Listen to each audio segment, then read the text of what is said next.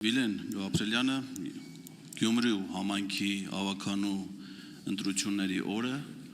հայտնվել էր մի աղմկահարույց միջադեպի մեջ, որի ժամանակ ինքը հայոյախառն արտահայտություններ էր օգտագործում քաղաքացիների, այդ թվում նաև զանգվածային լրատվամիջոցների ներկայացուցիչների նկատմամբ։ Այդ միջադեպից հետո նա վայր դրեց պատգամավորական մանդատը եւ շատերի մոտ տպավորություն կար, որ դա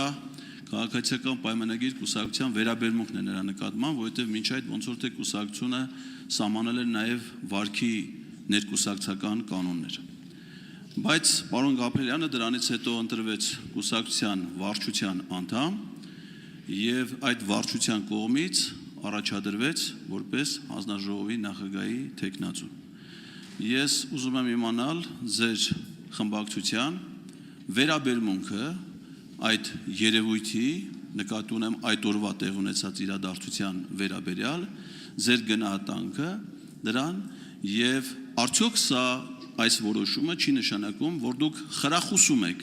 որ ձեր շարքերում ձեր գործընկերները, պատգամավորները քաղաքացիների, լրատվամիջոցների եւ ողջ հանրության նկատմամբ ցուցաբերեն նման վերաբերմունք։ Շնորհակալություն։ Պարոն Ղազարյան, ձեր հարցը ում էր ուղղված։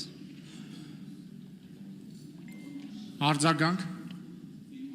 Ուղղված էր Վիլեն Գաբրելյանի տեխնացությունը ներկայացնող Սիսակ Գաբրելյան, որը ներկայացնում է քաղաքացիական պայմանագիր խմբակցությունը, շնորհակալ եմ, որ դուք այդ փաստը ընդունում եք։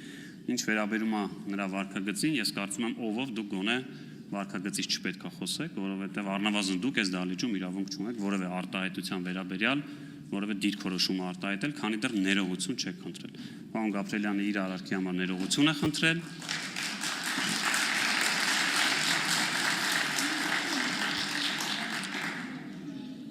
Պարոն Գաբրելյանը այն մարդն է, որը հայտարարել է Գյումրի 2 չի լինելու եւ ես վստահ եմ, որ Գյումրի 2 չի լինելու։